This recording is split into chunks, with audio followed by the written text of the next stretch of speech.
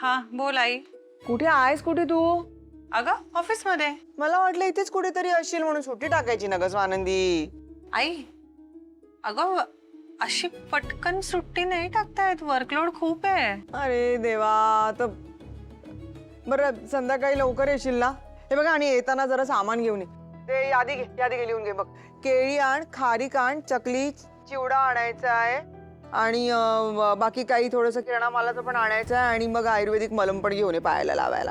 आणि ना हो आई ऐक, मी हे सगळं तुझी जी काही यादी आहे ना ही मी ऑलरेडी सगळी घेऊन ठेवलेली. आज ऑफिसला येताना मी घेऊन आले. मी रोहनकडे पाठवते सगळं घरी. हा तर कशाला पाठवत वगैरे बसतेस, स्वतः आण ना. हा मी तेच म्हणतेय की मी नाही येते आज तिथे. मी आज माझ्या घरी जाते. हे काय? अगं येईन ना मी, परत येईन तुला भेटायला. कधी? उद्या सकाळी? नाही उद्या सकाळी नाही लगेच, पण मी येते 2-4 दिवसात पुन्हा एकदा चक्कर टाकते. झालं स्वानंदी, केलंस ना तू? वाऱ्यावर सोडलंस ना मला, निघून गेलीस ना. आई काय बोलतेस तू? तुम्ही लोक असेच आहात. तुम्हाला काळजी आहे का माझी? जा जा जा, तुझ्या घरी जाऊन बस जा. जरा पण माझी काळजी करायची नाही. एक दिवस आलीस, फक्त सेवा करायची सगळी नाटकं केली तुम्ही लोकांनी आणि गेलीस आता सासरी निघून. आता सगळं माझ्यावर पडणार ना. लग्नात सगळं मलाच करावं लागणार आहे. जाऊ दे, कोणी ना मला साधं चहाचा कप पण देत नाही माझ्या हातामध्ये. नशीबच फुटकंय ग. सोड ग सोड.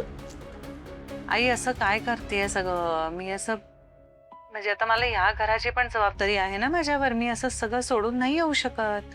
जगभराच्या जबाबदाऱ्या स्वानंदी आपल्यावरच आहेत. आम्ही काय रिकाम टेकडे बसलेलो आहोत, फुकटे है ना. गरज पडली म्हणून भीक मागतीये. माझी सून जर जबाबदारी घेणारी असती ना तर गरज पडली नसती मला कोणाची.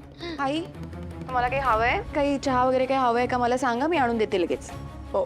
तुझी सून बरं का, जबाबदार सून. बघा किती काळजीने प्रश्न विचारते. थोडं समजून घ्या आई तू पण. ए स्वानंदी, तुला जर सतत तिची बाजू घ्यायची असेल ना तर फोन ठेवून दे. मला बोलायचं नाही तुझ्या बरोबर. चल बाय बाय. हॅलो काय म्हणताय? कशासाठी आलात आपण इथे? मी स्वानंदीशी बोलत होते ना. आई तेच, तुम्हाला काही हवंय नकोय ते बघण्यासाठी मी आलीये. काय हवंय का तुम्हाला?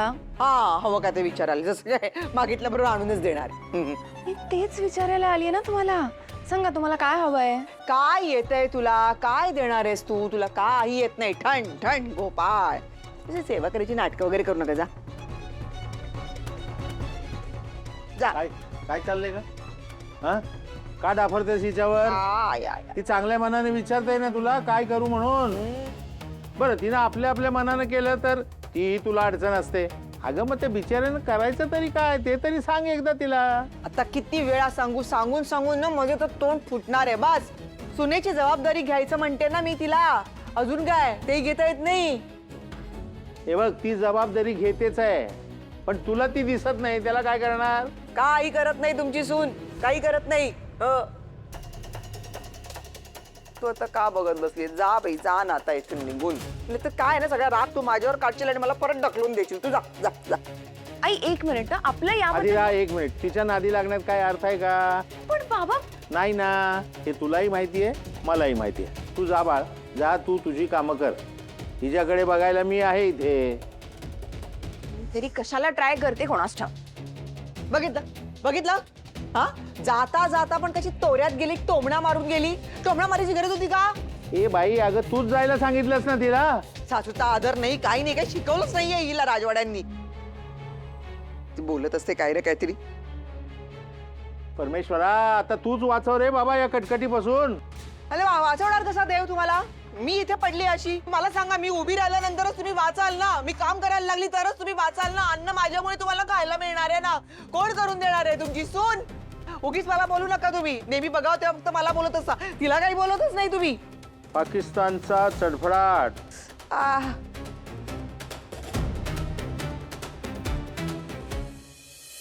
हे घे, हे घेऊन जाशील. बरं ह्याच्यामध्ये ना एक छोटंसं मलम आहे. माझ्या एका कलिगशी बोलले होते तर तिने आणलं होतं आईच्या पायाला लावायला. आणि फळं घेतली आहेत थोडी. थोडासा खाऊ आहे. ताई, तुला हे सगळं आणायची काय गरज होती? मी आणलं असतं ना हे. आज येताना राजवाडीने मला ड्रॉप केलं, त्यामुळे गाडी होती आई ती. मग मी घेऊन ठेवल्या गोष्टी बरोबर आणि घेऊन आले इथे ऑफिसमध्ये. बरं ऐक ना, मी घरी येत नाही आज रात्री. आई कदाचित थोडी चिडलेली असू शकेल. हो हो मला कळतंय. बघ ऑलरेडी तू आला नाही, फार मदत झाली आहे का आम्हाला. अरे वेडा आहेस का? मदत कसली?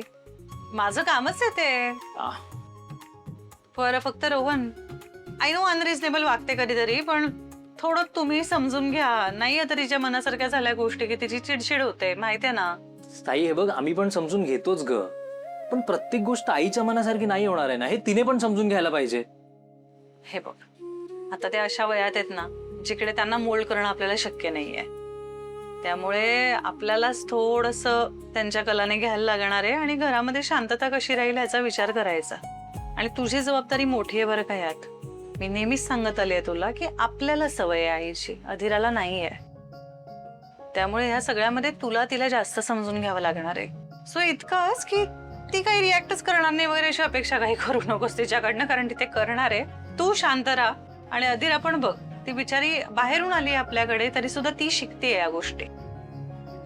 सो तिच्यावरही चिडचिड नाही करायची आहे. बरं बरं मला सगळं कळलंय, ठीक आहे. पण आता तू एक काम करणार आहेस, तू मला प्रॉमिस कर. ओके, कसलं? हे बघ तू आणि समर सर दोघी असं एखादं नाटक किंवा सिनेमा बघायला जा ना. बेसिकली एकमेकांसोबत टाइम स्पेंड करा. सिनेमा किंवा नाटक? तुला माहितीये का त्यासाठी आयुष्यातले 2 किंवा 3 तास द्यावे लागतात. एवढे नसतात राजवाड्यांकडे. ताई हे बघ आवड ना निर्माण करता येऊ शकते. तू त्यांना कन्व्हिन्स कर ना. तू एक काम कर, तू ना त्यांच्याकडे हट्ट कर किंवा किंवा त्यांना असं ओढत घेऊन जा. आता आता काही विचार करत बसू नकोस. तू जाणार आहेस म्हणजे जाणार आहेस, ठीक आहे. Okay, okay. मी निघतो आता, मी पळतो, मला लेट होतंय. ओके मला कॉल करून कळव, थँक्यू बोल मला. सांभाळून जा. सिनेमा किंवा नाटक? राजवाड्यांना नाटक सिनेमाची अजिबात हौस नाहीये. पण त्यांना कन्व्हिन्स कसं करायचं? नाही ग, नाही आता नको काही. अरे मी एकदा काल म्हण ना. अरे काल म्हणून दाखवलं ना अरे मी पण तुला. एकदा परत एकदा म्हण, तुला काय प्रॉब्लेम आहे? किती रोज रोज किती एक समर याला सांग ना, तो चुपके चुपकेचा डायलॉग म्हणून दाखवायला. हा ऐकतच नाही. किती भाव खातोस रे. अगं मी भाव खातो. अरे कालच इतकी वर्ष तो तेच म्हणतो, तुला कंटाळा येत नाही का? मला तर कधीच कंटाळा नाही येणार या डायलॉगचा. म्हण ना.